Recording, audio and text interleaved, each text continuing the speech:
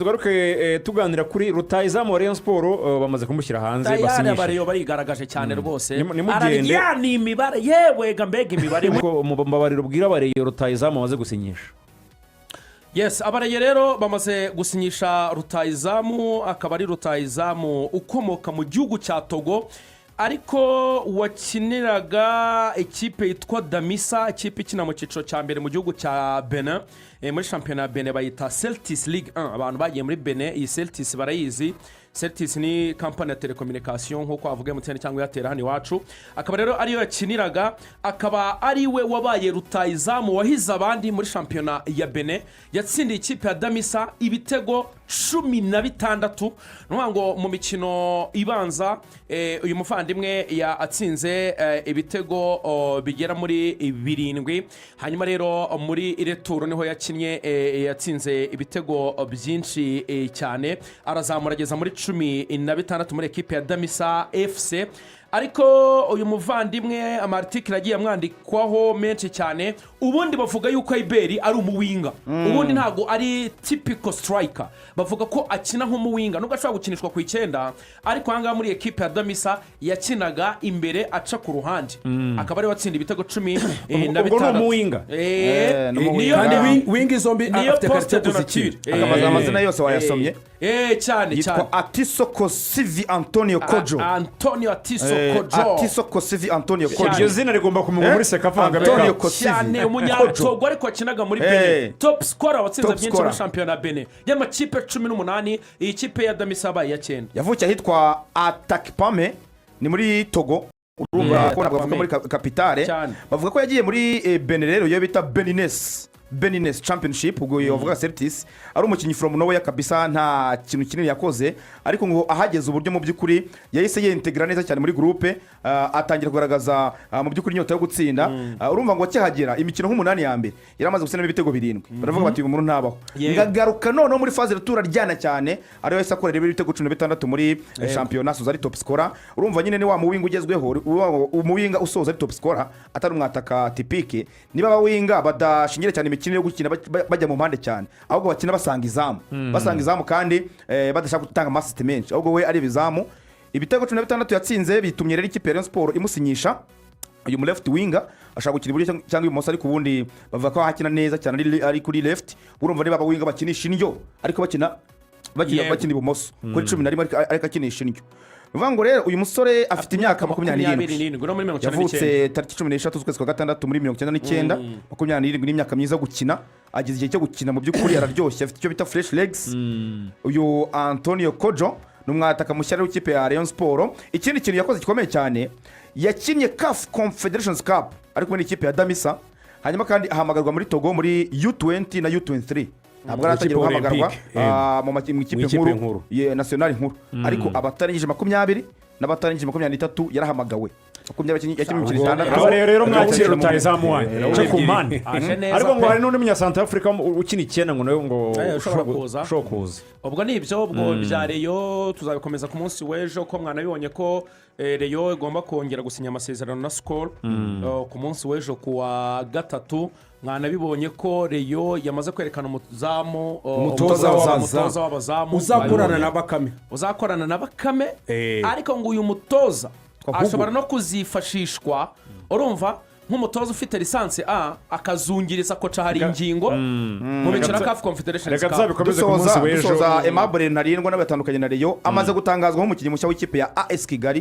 Ntarindwa urumva ko atakiri umukinnyi wa Rayon. Kigali mbonye yaguze na Clement yari umuzamu. Clement yamaze rutahizamu, akaba ari rutahizamu ukomoka mu gihugu cya Togo ariko wakiniraga ikipe yitwa Damisa, ikipe ikina mu cyiciro cya mbere mu gihugu cya Benin, muri shampiyona ya Benin bayita Celtics Ligue 1. abantu bagiye muri Benin, iyi Celtics barayizi.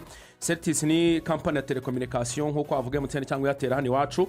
akaba rero ariyo yakiniraga, akaba ari we wabaye rutahizamu wahize abandi muri shampiyona ya Benin, yatsindiye ikipe ya Damisa ibitego 16. ngo mu mikino ibanza uyu muvandimwe yatsinze ibitego bigera muri 7. hanyuma rero muri returo niho yakinnye yatsinze ibitego byinshi cyane, arazamura ageza muri 16 muri ekipe ya Damisa FC. Ariko uyu muvandimwe amartikire agiye amwandikwaho menshi cyane. Ubundi bavuga yuko Iberi ari umuwinga, ubundi ntago ari typical striker. Bavuga ko akina nk'umuwinga nubwo ashobora gukinishwa ku 9, ariko hanga muri ekipe ya Damisa yakinaga imbere aca ku ruhande, akaba ari watsinda ibitego 15. Ubwo ni umuwinga, niyo wingi zombi afite carte de nature, akabaza amazina yose wayasomye. Cyane yitwa Atisoko Sivi Antonio Kojo. Antonio Atisoko Kosivi Antonio Kojo. iryo zina rigomba kumugwa muri sekavanga Antonio Kosivi cyane umunyatogo ariko akinaga muri Benin, top scorer watsinze byinshi muri shampiyona Benin y'amakipe 18. iyi kipe ya Damisa baye ya 9 yavukiye ahitwa Atakpame ni muri Togo. Urumva ko nabwo bavuga muri kapitale, bavuga ko yagiye muri Benin rero yo bita Beninese Championship, ubwo yavuga Celtics. Ari umukinnyi from nowhere kabisa, nta kintu kinini yakoze, ariko ngo ahageze uburyo mu by'ukuri yahise yintegra neza cyane muri groupe, atangira kugaragaza mu by'ukuri nyota yo gutsinda. Urumva ngo akihagera imikino nk'umunani ya mbere yaramaze gusena ibitego 7. Baravuga bati umuntu ntabaho, ngagaruka none muri phase retour aryana cyane, ariyo yahise akorera ibitego 16 muri shampiyona, soza ari top scorer. Urumva nyine ni wa muwinga ugezweho, umuwinga usoza ari top scorer, atari umwataka typique. Niba bawinga badashingire cyane imikino yo gukina bajya mu mpande cyane, ahubwo bakina basanga izamu kandi badashaka gutanga amasiste menshi, ahubwo we ari bizamu. Ibitego 16 yatsinze bitumye rero ikipe ya Rayon Sport imusinyisha uyu mu left winger, ashaka gukina iburyo cyangwa ibumoso, ariko ubundi bavuga ko hakina neza cyane ari kuri left. Urumva niba abawinga bakinisha indyo ariko bakina ibumoso kuri 11 ariko akinisha indyo. Bivuga rero uyu musore afite imyaka 27, yavutse tariki 16 z'ukwezi kwa gatandatu muri 1999. 27 ni imyaka myiza gukina, ageze igihe cyo gukina mu by'ukuri araryoshye, afite icyo bita fresh legs. Uyu Antonio Kojo ni umwataka mushyari w'ikipe ya Rayon Sport. Ikindi kintu yakoze gikomeye cyane, yakinnye CAF Confederations Cup ariko muri ikipe ya Damisa, hanyuma kandi ahamagarwa muri Togo muri U20 na U23. Ntabwo aratangira guhamagarwa mu ikipe nkuru national nkuru, ariko abatarangije 20 n'abatarangije 23 yarahamagawe. 20 rero mwakira rutayizamu wanyu cyo kumane, ariko ngo hari n'undi munyasanta Africa ukina 9 ngo nawe ngo ushobora kuza. Ubwo nibyo, ubwo bya Rayon tuzabikomeza ku munsi w'ejo, ko mwana bibonye ko Rayon igomba kongera gusinya amasezerano na Skol ku munsi w'ejo kuwa gatatu. Mwana bibonye ko Rayon yamaze kwerekana umutoza w'abazamu uzakorana na Bakame, ariko ngo uyu mutoza ashobora no kuzifashishwa, urumva, nk'umutoza ufite lisansi A akazungiriza koca hari ingingo mu mikino CAF Confederation Cup. Dusoza Aimable Ntarindwa n'abatandukanye na Rayon amaze gutangazwa nk'umukinnyi mushya w'ikipe ya AS Kigali. Ntarindwa urumva ko atakiri umukinnyi wa Rayon. Byabarene ngo ko muri APR ko bitarasobanuka nabyo, ntabwo birasobanuka. Ni nayo mpamvu buriya nabwo aba bana dore rero kino kintu buriya ikintu nk'ikintu ukuntu babigenze. Urabona nk'ibi bintu byaba biboneka biba bibayeho, ibi bintu byaba Claude, ibi bintu byaba Clement,